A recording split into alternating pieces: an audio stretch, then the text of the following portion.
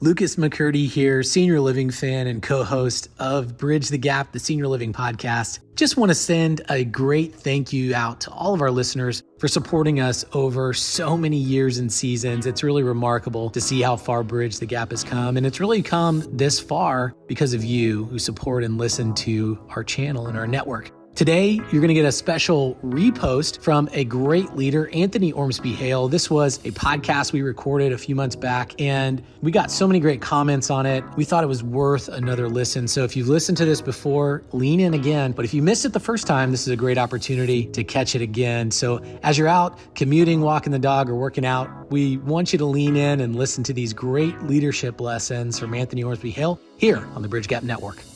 Welcome to Season 6 of Bridge the Gap, a podcast dedicated to informing, educating, and influencing the future of housing and services for seniors. Powered by sponsors AccuShield, Align, Nick Map Vision, ProCare HR, Hamilton Captel, ServiceMaster, Patriot Angels, The Bridge Group Construction, and Solinity, and produced by Solinity Marketing. Welcome to Bridge the Gap podcast, the senior living podcast with Josh and Lucas. We've got a great guest on today, one of our Bridge the Gap contributors and Bridge the Gap ambassador. We want to welcome back to the show, Anthony Ormsbee-Hale. He is with Civitas. Welcome to the show. Thanks, Lucas. Thanks, Josh. It's great to see you guys again. Great to be back on the podcast. Great to see you as well. And you know what? I noticed you have a relatively new title, Senior VP Strategic Operations. Maybe that went over my head. Congratulations on that. Thank you. I am honestly amazed that they let me do this every single day. It's the best job in the world. So we made that change back in October, just kind of recognizing as we're coming out of the pandemic and looking towards, long-term sustainable success for us at Civitas, having somebody who can help collaborate and build coalitions across departments. Because of my sales, ops, HR background, it helps me speak the language. The only thing I tell people I've never done before is be a nurse, although I have incredible respect for those folks. It's been exciting to really play a pivotal role in our objective and key result process, and just making sure that we're working towards what does the Civitas 5, 10, 15 years from now look like, and how do we put those steps into motion right now? Wow. Well, You were doing some transformational things. We have loved following you and your contributions to the network over the last couple of years. One of our first personal favorites to follow on LinkedIn and on socials for all the content you put out and your thought leadership. But with the transformational topic, that's what we were going to talk about today, and transformational change and transformational leadership. And if you could dive in on that, Anthony, and kind of give our audience and us a background on what that even means. Yeah, absolutely. And, it's what I have tried to do, especially for our teams internally at Civitas, is take those buzzwords like transformational leadership and say, how do you do something like that on a daily, weekly, monthly, and yearly basis? And I go back to, when I first became an executive director, one of the things that I kind of naively thought was, oh, I'm an executive director. I've got the big office now. I can just do whatever I want and make any change possible. And then I would make these changes and my employees would say, sorry, buddy, we're not really going to let you just do that. You can't just snap your fingers and make change happen. So I really became interested over the course of those years of how do organizations change? And then, of course, we all experienced the same change of COVID. COVID happened to us, but operators who had what I call this changeability or this change power decided that they weren't going to let the pandemic really narrate what that change looked like for them. So they took ownership of that. They put steps in place to really innovate in that time period. And of course, as we're coming out of that and our consumer has changed, expectations have changed, ownership, investment expectations have changed. It's how do we continue to build these agile organizations? And so what do you do regardless of the size of your organization? If you're a small, one facility or one community operator, or 36, 35 like Civitas, or hundreds like some of the national players as well, it's what are you doing to make sure that your organization can pivot? And what that looks like is I was on a call recently with David Sawyer from TSO Life and just reviewing the program. I hadn't seen the software in a couple of years, so I wanted to take a look at it. And I had been looking for this idea or this program where operators could take survey feedback in and you get the survey feedback, but then I, as an executive director or a regional director, could turn that into an action plan. I could then respond and kind of manage, what did I do to resolve this customer's concern about laundry issues or food and beverage issues, and have it in a central platform. Because there's nothing that I hate more than taking information from one system, putting it in an Excel document, or, just trying to navigate what that whole plan looks like. And his eyes lit up and his entire team just immediately jumped into, we could build that, we can do this. For me, that was like a great example of an organization that was agile, because it wasn't, well, that's not on our roadmap, we can consider that in a couple of years, or what's the feasibility of it. They just, for them, nothing was off limits. And I've seen operators in senior living organizations do that.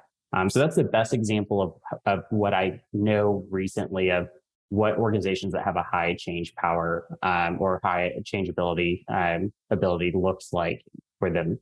As you start talking with your teams, and you've obviously dug in deep on transformational leadership topic. I've heard you mention a couple of times these words of change power. I think, and we were even talking a little bit before the show, you mentioned a term about change power index. What exactly does that mean? You break that down a little bit more for us? Yeah, so it is the ability of an organization to change at the individual employee level, the team level, community, region, and then of course organizationally. And the reason that we look at how do you measure the change power index is, I think about it in terms of how easy is it to enact a policy change. And it's different when I say enact policy change from, I can write a policy on a piece of paper and I can send it out to our communities and I can say, do this right now. In reality, it's probably going to take a couple of weeks or maybe even months for some communities to actually adopt that change. It's really going back to kind of the fundamentals of, Kotter's 8 steps to change management. How do I communicate this vision? How do I identify a need, obtain buy-in, overcome resistance? I look at it, I've been telling people lately that anyone from Civitas who's listening to this podcast is going to laugh right now, because I've been telling people to go and watch the video, My Iceberg is Melting. It's a really great story of a colony of penguins who are living on an iceberg and they realize that their iceberg is melting. And it goes through their entire process of, how do we navigate this change? And so there are some people on the iceberg who refuse to admit that it's melting. They say, oh no, everything's fine, we're all good, no need to have any change. Then you have other people who go out and seek change, and then you have people who stay to prepare for that change. And so it's a great organizational example of why that matters. And so when I look at, kind of speed to change, how well do ideas get adopted? Are there any barriers in your organization that keep employees from coming to you and saying, hey, this is an idea that I think you need to consider? And organizations do that informally and formally. And one of the best ways that I know how to kind of measure that is, Josh, you have communities. When you walk into your communities, are your employees afraid to come up to you and say, hey, this is an idea that I have that would make my job more efficient? Or, sometimes when we talk about that, and a lot of people think about, what can I do to make my job easier? And sometimes the question really is, what can I do to make my job more efficient so I can do things that really matter versus just less work? It's more meaningful work. So we look at kind of how do we balance that? So, how accessible are people in organizations who can actually make decisions? How interested are they in change, and how are they motivated? If your, compensation or your bonuses are based on very strict, rigid measures that are controlled one way, there's less incentive for managers or for leaders to, embrace change. But if you have that flexibility within your organization, and Great Place to Work has a lot of research about this, where they look at how can organizations foster this innovative atmosphere where if I wanted to make a change and I came to you and I had a proposal, is it subjectively considered? Or, one of the things that we do at Civitas that I really value is, if I wanted to buy a software program or if I wanted to buy something, we have a template for a business case. And so I can go through that business case and it outlines what's the SWOT of our current process, what's the feasibility, the pricing. So it's a little bit more objective, and it kind of boils down, oh, well, I met this marketer at a networking event and I really like them, so let's buy their product. Here's the need that I'm trying to solve. So that's probably a long-winded answer. Hopefully that helped answer some of that, but it goes back to, how well do you as an organization accept new ideas, consider new ideas, and then what's the process like internally for you to change? So then that looks differently based on your size, Of course, we have regulations, so that always has an impact in for us as well. So people should know about the ability and how to make change happen and have a voice in that process. Well, one of the things that strikes me is obviously we talk about this a lot. We have a large spectrum of listeners, thought leaders on the Bridge the Gap network. And so there's people listening to this right now at various positions, from C-suite owners of small to large organizations, as well as middle management, community level management. And I think at each level, we can think about, what does transformational leadership and change look like for whatever my scope of influence is. Thinking of it from that lens, what would be a few systematic type of processes that someone could take away that's listening to this, that they may think, well, I can't be a transformational leader because I'm not in the C-suite, or I'm not a VP or whatever. But I feel like from hearing you talk, there are some basic ingredients that no matter what level you are, you can create this transformation in leadership with the circle of influence you have, whether that's huge or whether that's small. Can you kind of give a few takeaways to, no matter what the listener is, some things that they can begin, no matter what the position, to do today? Yeah, absolutely. And I really, you can boil it down to what I call 3 tactics for transformational leadership. And the first one is working the edges of your organization. And what I mean by that is having a close relationship with your customers, your employees, your vendors, other stakeholders, so that you understand and can even get to a point where you anticipate their changes. When we focus on the center of our organization, we become very tunnel visioned, and I'm solving the problem that's in front of me right now.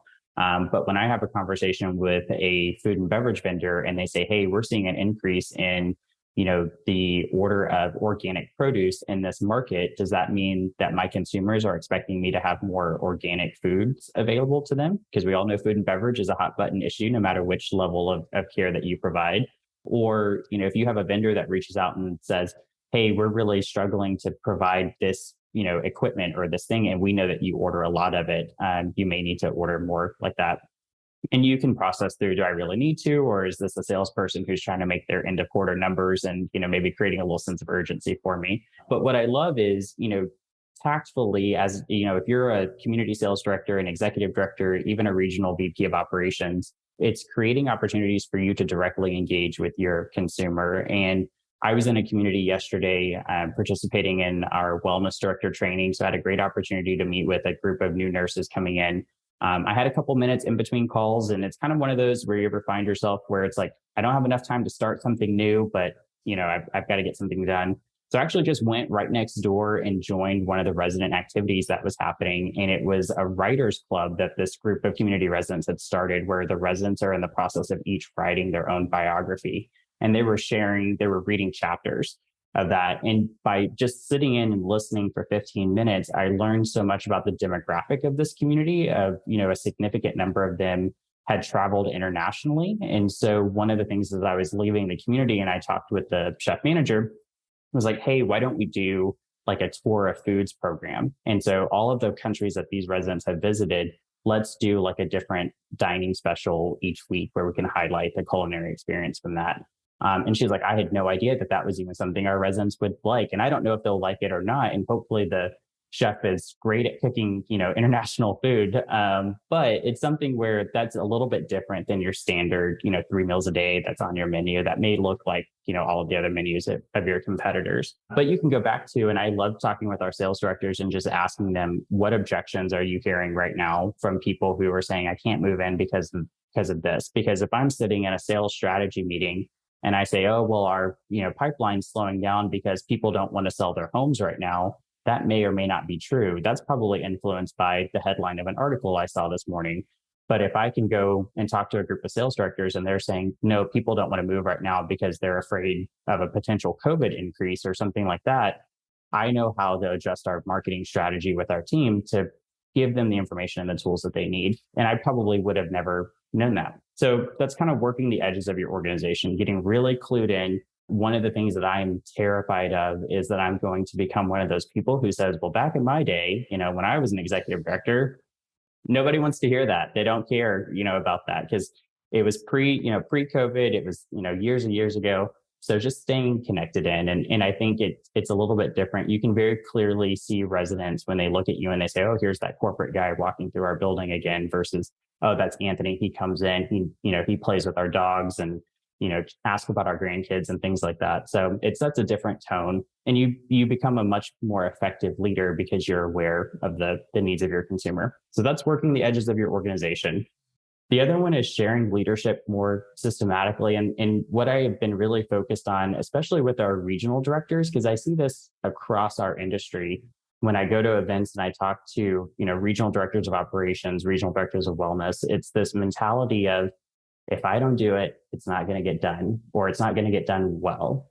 And so how do we as leaders, whether at, a regional, district, area, community level, pass on the information that we have to other folks in the group? And that's why, thank you guys for letting me do the mentorship series as a contributor, because it was so important to me to say, there's only a small group of us in the industry who have information, and we need to get that information out to more and more individuals. So, and I always tell our teams this, it's the only way that you get to take PTO without getting a million phone calls. And when I say that, people, they buy into it, because who doesn't want to go on vacation and not get disturbed? I mean, I know I'm tired of getting, griped out by my spouse because I'm, sneaking off to check emails and stuff in the evening. It's like, okay, let's, unplug and take some time to do that. So you can do that by, making sure it does take some discipline, because sometimes it is just easier to do things yourself, but to stop and say, okay, I'm going to do this, but I'm going to grab somebody and I'm going to walk them through that. And the community I visited yesterday, they have a brilliant executive director. I'm really proud of her. She was promoted from a wellness director to an executive director with us at Civitas. And she came in and she goes, well, is there any feedback that you have for me? And I was like, yeah, actually, I need you to get your financial review notes in on time next month because you were late this month. And we have that relationship where I can just say, hey, this is what I need from you. And she said, yeah, I was late, but I actually was late because I was training my administrative assistant on how to enter in the notes as well. So now she can do it if I'm gone. And I was like, perfect. That's all I needed to know. Super proud of you for doing that. And now we've just created a more flexible workplace. And that executive director just became a little bit more agile because she can delegate more tasks to her teams. So I was very impressed by that. Empowering people to come up to you and say, hey, Josh, hey, Lucas, this is what I need to be more effective in my role. And it gets them thinking about what can I do to contribute to the long-term success of our organization.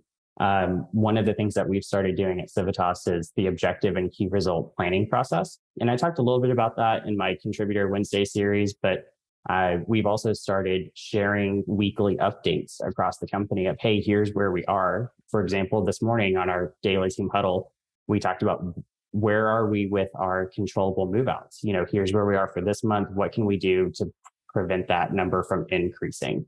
And it's great to have an entire company focused on our objective of enhancing our financial performance. And there are other ones too, enhancing our customer experience, our employee experience, and we rotate those out. But I don't know a CEO or a founder out there who doesn't want his or her entire organization focused on what can we do to enhance financial performance or enhance customer experience. And the way you do that is by getting people to talk about it and other people. So it's not just Anthony or Josh or just Lucas. It's years and years from now, if I ever left, other people would know how to carry on that practice. So it creates a culture within a community or within an organization where it's not just dependent on one person. And that's really how you cement organizational change. And that's transformational leadership when it lives beyond you. Wow. So some really good strategies and tools and concepts to begin this transformational leadership style, no matter where you are in an organization. As we round out the show, Anthony, I wanted to just ask you a question of your advice. That last topic you were talking about is dealing with empowerment. And I think we all want to be able to do that, right? It sounds good. And we're like, we need to do that, but it can be scary because you're thinking, oh my gosh, I'm empowering someone else to do something. Does that mean I'm losing control? What would be some things that you would say to that person, or maybe some ways that they can empower someone, but maybe with healthy boundaries or expectations? What would you say to that person? Yeah, and this is one that I'm in a huge process of learning myself. A lot of our organizations, again, even small operators, have the ability to do this. Is to use data available in your organization to help you stay on top of things, because there are a million different items that happen in all of the businesses that we operate. In a specific example, I can give you. One of the teams that I oversee is responsible for our internal customer service tickets related to our financial management platform. And so every single morning we use Domo as our business intelligence platform. So I get a report from Domo, it's sent to my email, and it says, here's how many open tickets that you have. And so I can see, are our tickets increasing? Are they decreasing? Where do we need to pull resources from to make that happen? And a couple of days ago, I kind of noticed, our number of tickets was increasing. And really at this time of the month, they should have been decreasing, because we're kind of preparing for month end close and doing that. So I sent it over to our team lead, and I said, hey, do you need anything to help get these tickets resolved? And she emailed me back and she goes, I didn't know you looked at this every day. And I was like, yeah, every day at 8 a.m. I get this. I get a couple of different reports from our system. And that just kind of triggers me to know, hey, is this okay? Do I need to follow up with someone about this? So it's just setting that accountability with them of, one, I've already set the expectation of, we have an average response time that we're expecting, but now they know this is something that you look at. And it's kind of cliche. I had an old COO of mine who used to say, inspect what you expect. And and when I was an executive director, it really annoyed me that that was what he said, because I was like, oh, you're going to be like digging through the back ends of my community and all this stuff. But as a manager, it makes more sense to me now to do that. But there's no way that I could go into, 12 different systems and look at that. So if you have the ability, and you can do this, there are free systems out there. There are really great, tools that are available that will just push reports, information to you. And it's not like big info. It's one email that says you have X number of tickets available, or you have X number of move outs. I call them nudges because they push me to do something else. They push me to do another action. But we're also starting to incorporate that with our executive directors and other folks. So information that I want to make sure that somebody sees on a daily, weekly, monthly basis, we can systemically send that out. We've had the conversation, we've set expectations. They know that I'm following up, but they also know, hey, if you get an influx of tickets, I've been known to jump in and help process tickets because it's helpful for me to also understand, is our system actually user friendly? Do I need to go back to the vendor and say, hey, this is really, you need to update your software here because this is really taking a lot of my team's time, which we've done that before. I mean, we pay a huge amount of money to our vendors, and they should be partners in that. If I go back and I talk to a product development team, most of the time they're usually pretty receptive to that feedback. And I don't think enough senior living operators or other businesses do that, where we pay for a program and we let them kind of dictate, well, here's where we're going to develop the product. Whereas I'm probably a little bit more of an annoying consumer, where I'm like, this is what I want you to build next for me, because I have an idea for how I can use your platform. But that's been pretty successful for us. So hopefully that answers your question. That's probably a more menial, example. I don't expect everybody to get involved in the minute task of their teams, but it was a great way for me to kind of build some respect for a team that I inherited, where they knew that I could get in and I could do the job with them, but I wasn't going to do their job for them, but I could help them, clear some of those roadblocks if we needed to. Well, it's very practical, real life examples to what is a pretty complex system of transformation that starts with the leadership. And what an amazing topic. Anthony, thanks for taking time. We know you are super busy out leading teams and helping serve the older population and all the communities that Civitas has. We really appreciate your ongoing contribution to the network and to the industry and all the time that you've spent with us. Lucas, this transcends just senior living, this transformational leadership topic, and you can take it anywhere. And that's why I love listening to Anthony, because I'm able to take this with me into my own day job as a general contractor. And the whole time I'm thinking about how I can leverage this and who I need to talk to and how to do transformational leadership in my own construction company. So Anthony, great to talk to you today. And for those that are not connected with Anthony, make sure you connect with him on LinkedIn. You can go to btgvoice.com and also see many of his contributor shows on our website. It's such great information from a great leader. Anthony is also a well-known speaker. He's been a speaker at the Texas Assisted Living Association for a number of years. So I'm sure that you can reach out to him and connect with him and get and share ideas at any time. Anthony, thank you for your time today. Yeah, absolutely. Thank you, Lucas. Thank you, Josh. It's been great to see you guys and appreciate the opportunity to have this important conversation. Likewise. And thanks to everyone and our listeners for listening to a great episode of Bridge the Gap. Thanks for listening to Bridge the Gap podcast with Josh and Lucas. Connect with the BTG Network team and use your voice to influence the industry by connecting with us at btgvoice.com.